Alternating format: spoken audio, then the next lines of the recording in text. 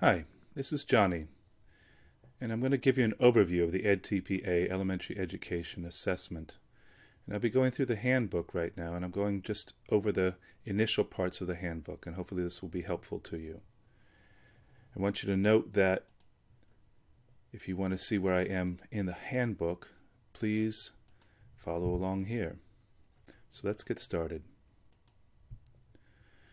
I want to acknowledge that all these materials that you see here are coming from Scale, from the Stanford project, and the intent of this work in this video is to support you to do well on this performance assessment. That's the only intent here.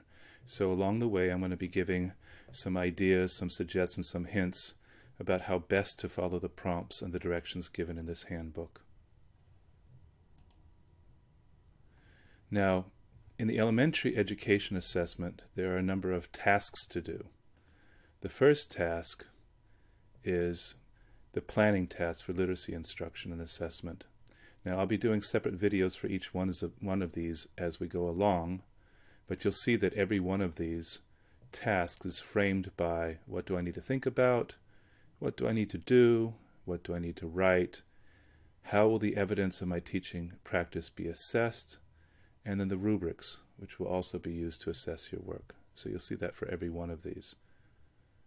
So after the planning task, you take your good planning and you're going to be teaching students. And then following that work, you'll be assessing the work students have done, either in comprehending text or composing text as well.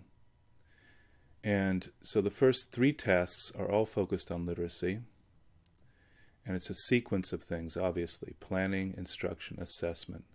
And we'll come back to that idea of a sequence of lessons that work towards bettering your teaching in a moment. The last task is the mathematics assessment task, and this one's a bit different. In this one, you don't necessarily have to do the planning. You probably should do the instruction. But what you will be doing is taking the assessment that comes from whatever learning sequence you're doing or observed, and you'll be analyzing students' work, and based on that student's work, you will be making a re-engagement lesson. And that's the essential thing in this assessment task, is you're going to be using your assessment to organize yourself for the next piece of teaching which will support students' learning. So just to recap, there are three literacy tasks: planning, instruction, and assessment, and one math task, which is on assessment. But do not confuse the assessment task for literacy from the one that's in the assessment task for math. Those are a bit different, and we'll talk about those as we go through this initial overview, but also as we go through each task later on. So here's the preface in your handbook. And it gives an idea about how things are organized. And I want to focus on a few things here. The first thing to focus on is where and how you do these things. So all the tasks you're doing must be completed within your formal student teaching experience. And you want to be in a situation where you are doing the teaching. You have regular opportunities to teach the lessons and carry out assessments with your students. The reason this is important is because you don't want to be teaching kids who don't know you, don't know your style. You want to have some kind of rapport with students, and that's actually one of the considerations in the rubrics. What kind of connection and rapport do you have with your students? So do set yourself up to be teaching kids you know, kids you care about, and kids you can do well by. And so with tasks 1 through 3, the literacy assessment tasks, there'll be 3 to 5 lessons, so you have to decide how to organize those. You are planning those 3 to 5 lessons.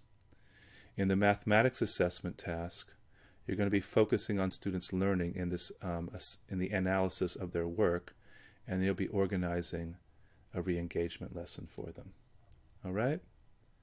So to recap, important things to hold on to. You want to work within your regular teaching context. Don't do something extraordinary. Try to be with kids who know you and kids you know. The 3 literacy tasks will be grounded in a 3 to 5 lesson segment. So they always, in this handbook, you'll see the words lesson segment always. This is what they're talking about. It doesn't mean that it's a closed unit. It just means that there's 3 to 5 lessons that have meaning for each other, and they should build on each other and focus on the same essential learning that you want kids to get from your teaching. The math assessment task will also come from 3 to 5 lessons. And you may be teaching them or maybe co-teaching them, but your focus will be on the analysis of that work and then following up with a genuine lesson that you teach to re-engage students. And so you need to think about that at the front end as you're working with the lesson in your mathematics, considering how you might reteach parts of the mathematics that the kids are struggling with.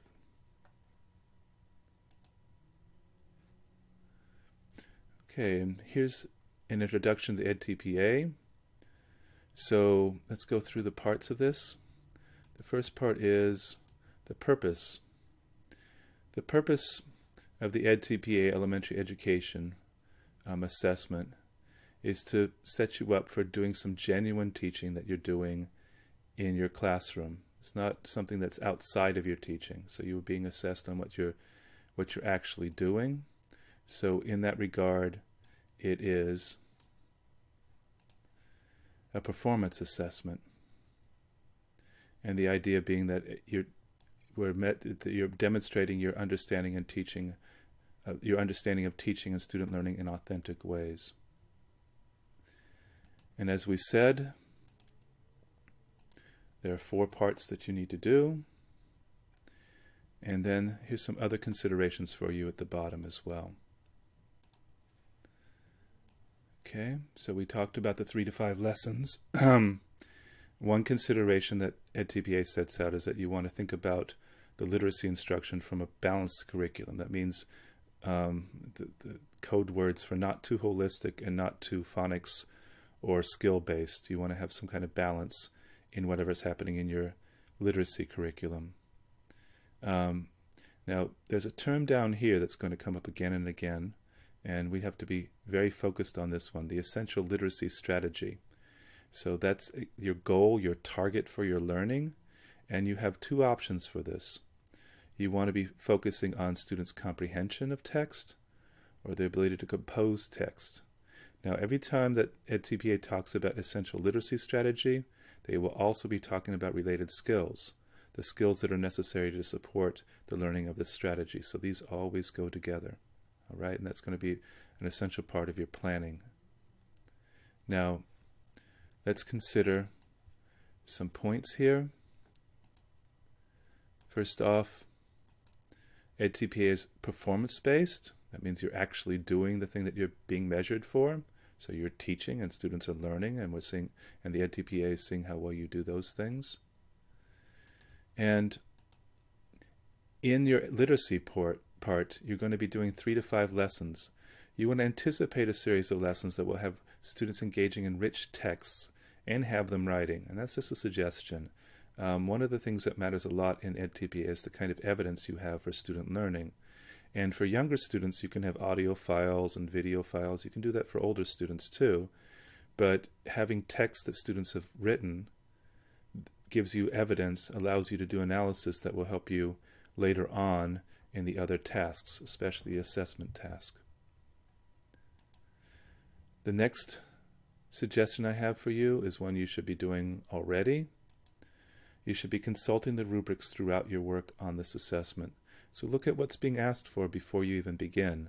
That way you can focus on the essential things you need to do, and you can be sure that you're doing what's appropriate for the different levels on the rubrics. And we'll go over the rubrics at another time. And speaking of rubrics, there are a number of rubrics. As you can see, the planning task for literacy has 5 rubrics, the instructional task for literacy has 5 rubrics, and the assessment task for literacy has 5 rubrics, and you'll find those in the handbook. The math assessment has 3 rubrics, and one of those rubrics will be asking you to evaluate the effectiveness of your re-engagement lesson. So do look through those first to get yourself started.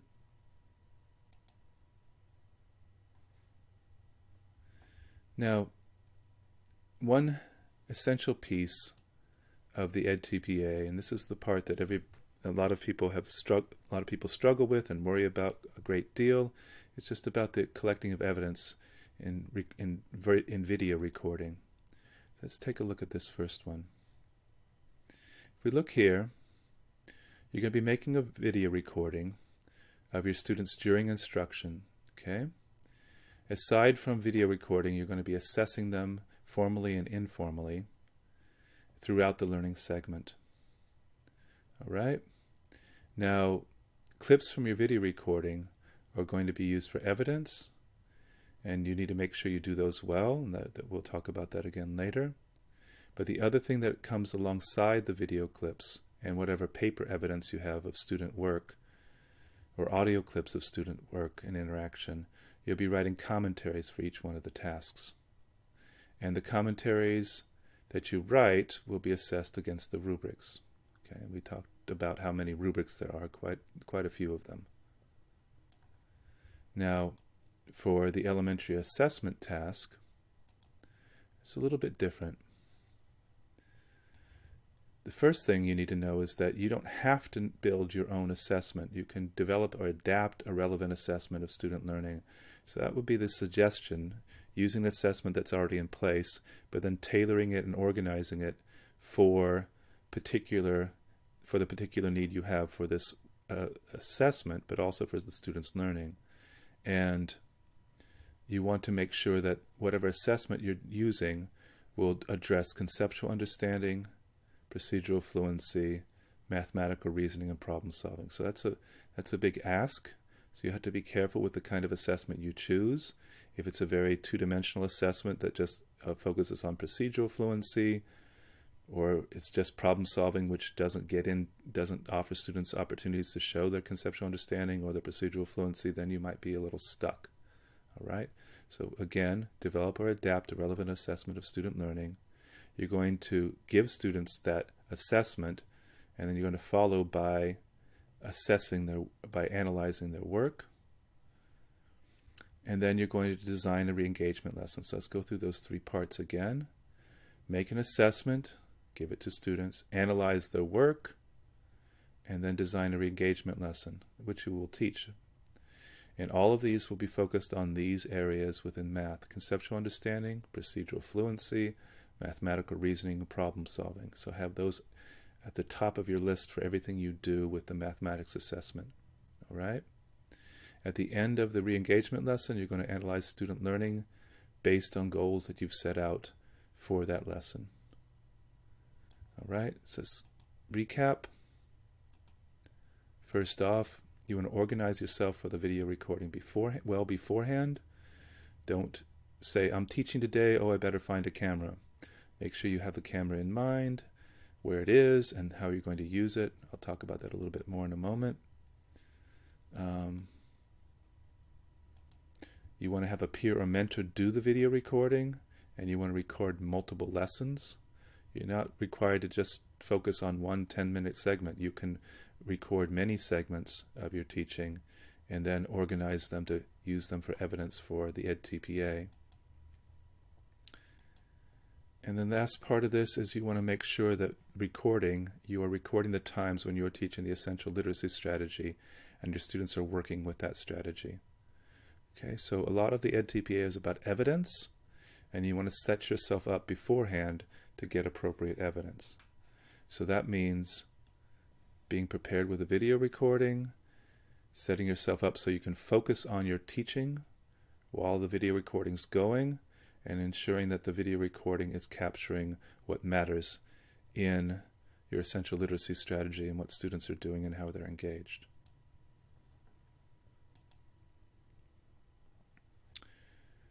Now, this is an organizational chart from edTPA about how and why the edTPA works the way it does. What we want to understand is that the edTPA understands things in terms of cycles. So planning sets up instruction. Instruction sets up and contributes to artifacts that can be assessed. And from the assessment that you've done, what you've learned from assessment, it sets you up to plan the further lesson. So we're thinking about this being a cycle. A couple key things. Academic language is going to come up in each turn. So in planning you have to consider academic language. During instruction you have to think about the language that's being used and engaged in with students and the language demands of the teaching. And during assessment you're seeing how students did in regards to that academic language. In planning you have to justify the planning decisions. Why are you teaching the way you're teaching? How are you informed by the students' interests and needs? From instruction, we need to be analyzing the teaching to understand how to make it better. And then from assessment, we use the data that comes from assessment to inform the next cycle of planning. So you can see everything's tidy here and works well together, and you can see some of the major considerations. Academic language will hang heavy throughout the edTPA. So I would suggest going to the glossary at the end of this handbook and looking up the academic language terms before you even begin planning. All right. Let's take a look down here at the evidence part. Right. Two main things they suggest. Let's start up here. The essential part of edTPA is the evidence you will submit of how you planned, taught, and assessed your lessons and deepen student learning in literacy and mathematics. All right, so it's not just about setting out lessons, it's about making sure that along the way you're collecting things that matter, that show these things, the evidence that you taught well and the students have learned what you've set out. So they set out two things you should consider. Obviously the artifacts, and this could be the authentic work completed by you and by your students. So it's not just your students' work. So your plans that you make, any kinds of anchored charts, anything that you do to support student learning or set them up or show what they're doing needs to be collected, as well as student work. And then of course the commentaries. Every task has a commentary and you want to address those well, fully, and very specifically towards the prompts. And the prompts will be full of opportunities or are filled with times that are asked for evidence. So every commentary asks for evidence along the way. And as I've said already, you want to refer to the rubrics frequently. Okay, let's recap this. So first off, you want to think about how this performance assessment makes planning, instruction, and assessment interdependent, how they're connected and shape each other. The other one that matters a lot in this is just the focus on academic language, how you teach and support such language as well as its demands. It matters throughout the assessment. Do refer to the glossary at the end of your handbook. And this one is probably the most important one from this page. You want to be thinking about evidence, evidence, evidence throughout your work on the edTPA. So as you're going along, it's all about collecting and maintaining the evidence too. And lastly, you want to anticipate in your planning and in your instructions opportunities to collect rich data from your students' works and interactions. So that's the video recording, that's student samples, that's collecting your work along the way.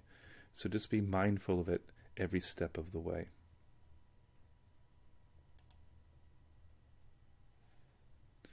So this is the structure of the handbook. The handbook's going to ask you or set you up to think about each task in terms of these 4 points. What do I need to think about? What do I need to do? What do I need to write? And how will the evidence of my teaching practice be assessed? You should read the whole handbook first, but once you get the rhythm of this, you will be fine. You will also notice, and I'll share this with you in a moment, that the things that you need to write and things that you need to collect are listed very plainly throughout the handbook. All right? So let's take a look at the next section. These are other considerations you will have along the way. All right? And some things like professional responsibilities. Part of that is about how you gather permissions for video and such, and what the rules are for doing this authentic assessment. couple things you need to collect along the way. You need to do a commentary on the context for learning, for literacy. And in that context for learning document, you will set out what kinds of literacy program you're working within, what kinds of materials are used, and a description of your students. The same for mathematics. You'll be describing the program, the mathematics program, the materials that are used, and some considerations about the students as well. Because you're not setting out the planning for the mathematics learning, you will be writing up what the mathematical context of the assessment was in a learning segment overview, and then you'll have a description of what kinds of evidence that you need to be collecting along the way. I've already talked to you about the glossary, and this last one's very important, so you need to download this, the Making Good Choices document, which does essentially this but much better. And if you follow along with that, you should do well. The Making Good Choices document is something that will really support you. So I rate it as very, very important. So a couple things to remember here. Read all the parts of each task before you begin the task, and look again at the rubrics. So if you go through each task and you line up the needs of the task with the requirements in the rubric, then you can be very focused in your planning and your instruction and your analysis of your assessment. The other thing that you need to do is just be mindful of the other materials you must collect to frame the context of your lessons and teaching. So an example of this is that for the literacy tasks, you will have to look at students' work, and you'll have to look at 3 focused students' work. Having done the elementary context for learning, you may help you and should help you choose which students to focus on. This happens in the math as well. It asks you to choose focus students, and having done the context for learning where you describe the students in your class will help you to choose which focus students to do your analysis and work with.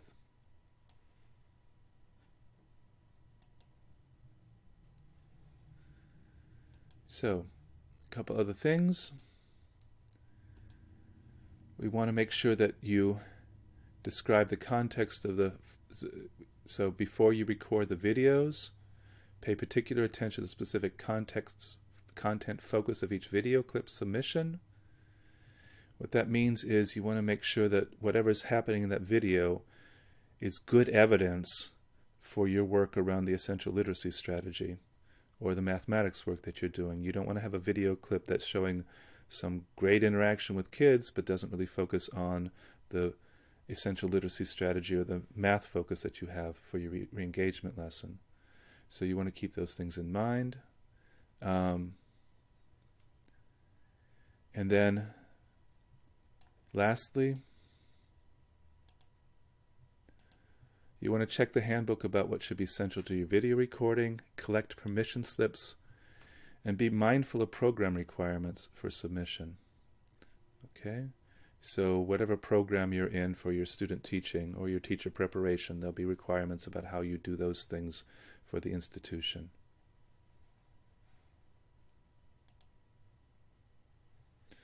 Okay, now there are 4 pages that follow, and each one of these is a description, a bulleted list of things to consider for each one of the tasks. I'm going to go through each one.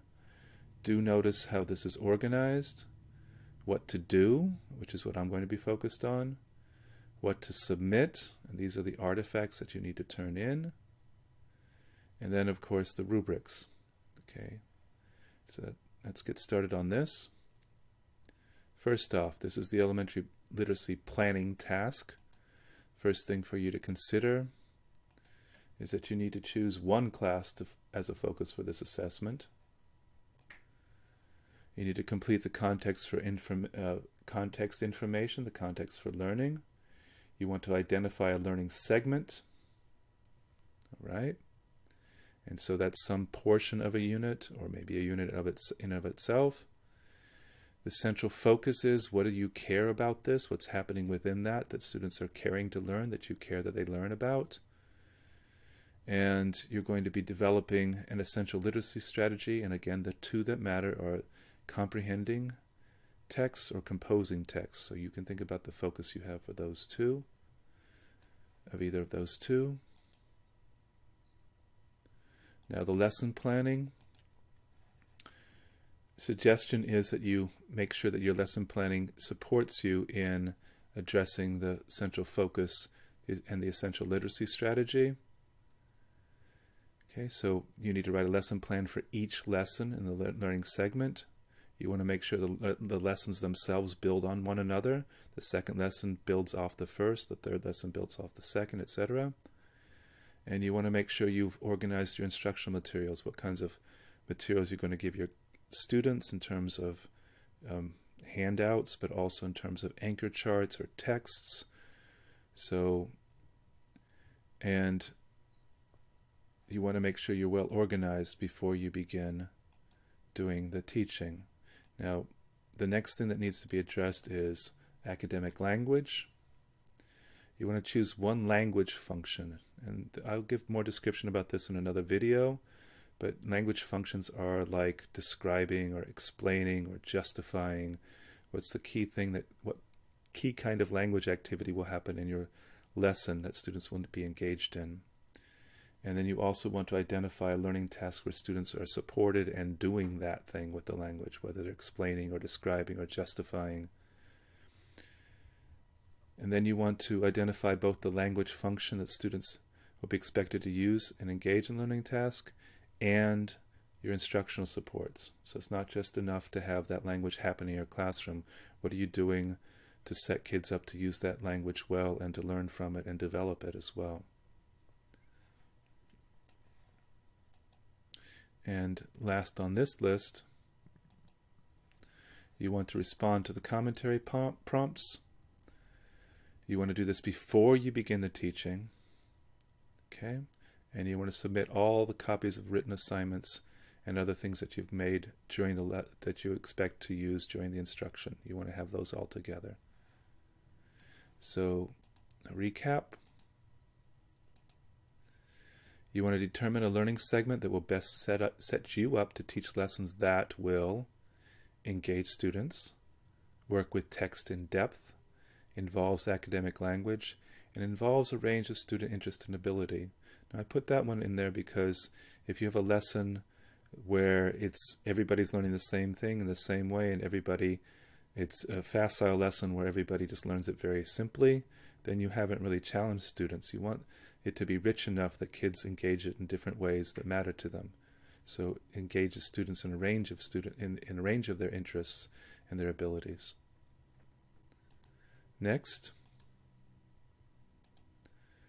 you want to organize your lesson planning around the essential literacy strategy. Your lessons need to build on one another and focus on this strategy. So put that at the top of each page. And remember, whatever you're doing in every single lesson needs to come back to that essential literacy strategy. And lastly, remember that the language demands in your lessons will be central to your teaching and students' students' engagement. Include these in your planning, not as extras. So start with those in mind, not have it where you've planned all your lessons and then you consider how the language works in your lessons. Put those first and alongside everything else you're doing in your planning. This is the instructional task. And some things to consider. You want to make sure you have your permission slips for the video recording. And you want to think about which lessons or learning segments will set you best up for the video recording. All right? Now, I'll talk about this in just a moment, but you just want to make sure you're set up to capture the right things. You want to video record your teaching, and then later on you're going to select 2 video clips, and that will be described in a later video, that best exemplify your teaching and students' learning, looking at the rubrics again, and you're going to be analyzing your students' work, all right? And that will be coming up in your commentary that comes for the assessment task, which is next. So, some advice. Record often. Get support for the video recording. You don't want to be concerned about the camera and what's happening with the camera And whether it's capturing you or the audio, you want someone else in your room, perhaps your mentor teacher or a peer, doing the video recording for you so you can focus on the good teaching. And you want to make sure the recording is focused on the teaching and learning of the essential literacy strategy. So if you record every one of your lessons, or a good part of every one of your lessons, you're more likely to get the video clips you will need to show good evidence of your teaching and students' learning. This is the third literacy assessment task. This is task 3. And let's go through the requirements of this one.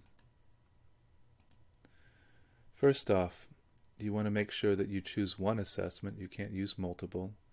And you want to make sure it's included in the materials you submit. Okay.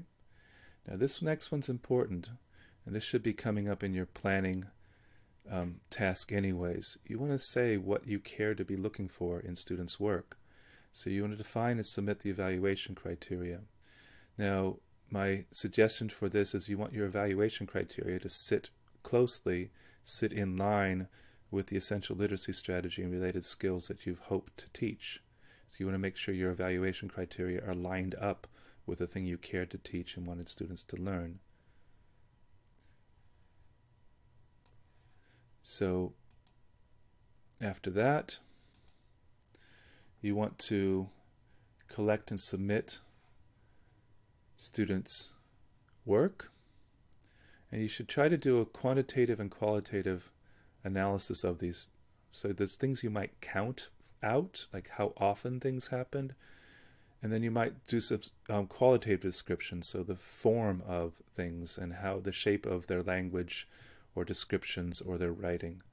And both those things are found in many writing rubrics or reading assessments. So look at those kinds of things where you can get qualitative and quantitative data. The next thing you want is you want to make sure that you choose 3 student work samples that give you opportunities for good analysis. And this will come from the patterns of learning you found in your analysis of the student's work. So after you've analyzed all your students' work, you look for patterns of learning that will set you up to choose 3 students to talk about, to write about, okay? So important here, it says 3 student work samples to illustrate your analysis of patterns of learning within and across learners in the class. So you don't just choose 3 students randomly, they have to come from your prior analysis. All right? So next comes the writing. And from this, you want to summarize the learning of the whole class. Okay, and you can use tables or charts or a narrative to do so. This will come up in the commentary. You also are going to be submitting feedback for the student work samples. And I'm going to say this now, and I'm going to say it again. You want to anticipate this before you teach. So how are you giving your students feedback as they do their work? And this can be written, audio, or in video form. So in your video clips, if it shows up, that's evidence too. And then we should consider one last thing here, and that's the analysis of students' language use. All right? And as we've talked about, academic language comes throughout, and you'll be thinking about students' use of language in terms of vocabulary, but also in terms of syntax and discourse, and primarily in the use of the language function. Okay, whatever that primary language function was will be described here. And you can use students' work samples or refer to the students' work samples to discuss this. And then you talk about next steps. Now the thing about next steps in the edTPA is they want you to tie your considerations of next steps to 2 things. The first consideration for your next steps should come from your analysis, and the second should come from research or theory that you've been learning in your courses or that you're acquainted with. So let's recap this. You want to define your evaluation criteria up front in your planning. Make sure your evaluation criteria are in line with your expectations of student learning for the essential literacy strategy. Make everything tidy. Use your analysis of the student assessment to select your 3 focus students based on some pattern of learning worth consideration. All right? Make sure everything's connected, not random. And lastly here, you want to anticipate how you will give students feedback, written and oral or both good. So don't think of it as an incidental consideration. Think about it up front as something you do in support of your teaching. And that's how edTPA will ask you about it. How are you supporting your students' learning? And you need to think about feedback as one of the tools you use to support your students' learning. And lastly, the mathematics assessment task. It's a bit different than the literacy ones, so let's go through what we need to do and think about for this one. Again, just one class. You'll need to be giving context information through the mathematics context for learning tool. Now, with this particular task, you're going to be working from 3 to 5 consecutive math lessons. You want to identify a central focus, and these are the most important things in the mathematics assessment task. You need to have these on your head the whole time. Conceptual understanding, procedural fluency, mathematical reasoning, and problem solving skills. Everything you do should be around these 3 things. And that includes setting up your assessment. So as you build your assessment, you might think about, how do I have an assessment that's good enough, rich enough, open enough. You don't want to have it a closed kind of assessment, open enough that it allows students to show conceptual understanding, procedural fluency, and their problem-solving skills. And that's a tall order, but do need to work towards this, because if you work with a really rich assessment, the analysis will be so much easier. If you have a very flat assessment, the rest will be a struggle. So again, here are our friends: conceptual understanding, computational procedural fluency, and mathematical reasoning and problem-solving skills. You need to submit a blank copy of the assessment. Okay, and then you need to define and submit the evaluation criteria. Again, making the connections between these. All right, your evaluation criteria should set you up to be able to talk about, write about, think about, analyze for those things. Now, when you do your analysis, you're going to start with describing the whole class. All right? And it's good to make some kind of table, some kind of chart that allows you to do 2 different things. First is to look across each student. How did students perform on every one of your criteria? And if they're set up to do these, you can see how you can talk about each student in terms of their conceptual understanding, their computational procedural fluency, and mathematical reasoning and problem-solving skills. But also you can look down each column and talk about the whole class. Okay, so you can talk about, if you set up a good chart, you can write about, talk about how each student did, but you can also talk about the class as a whole in regards to any one of the criteria you set out.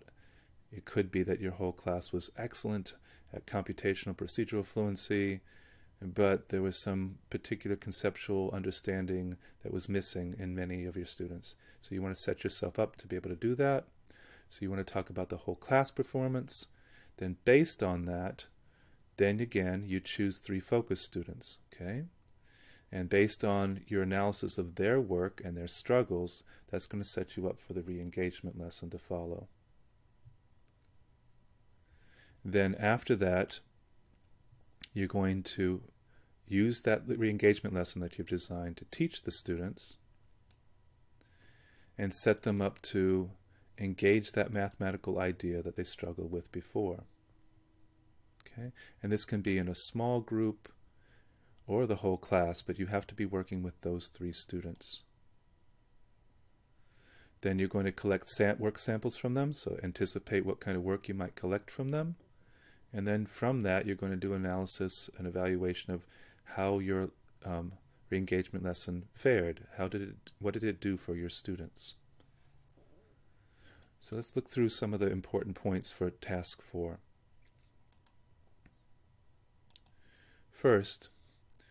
For the mathematics, choose a learning segment that will set up an assessment where students will demonstrate conceptual understanding, procedural fluency, and mathematical reasoning and problem solving.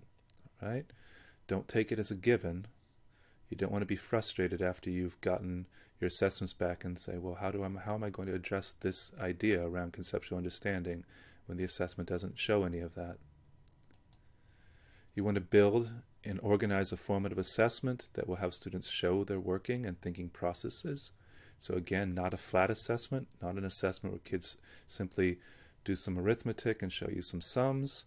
It's going to have some problem solving embedded and some ways for kids to show you their work rather than give simple answers.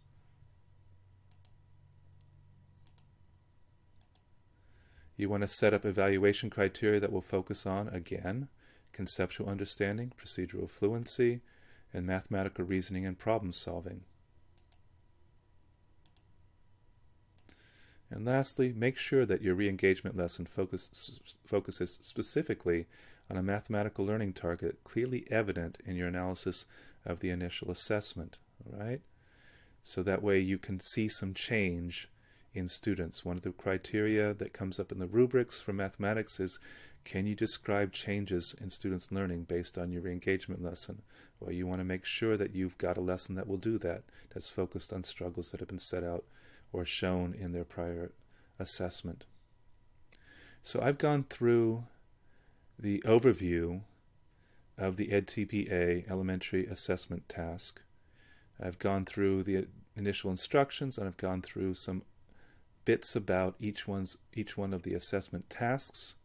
I will follow with an overview, or specifically, I will follow by addressing each of the assessment tasks specifically and looking at the rubrics as well. I do hope this has been helpful to you.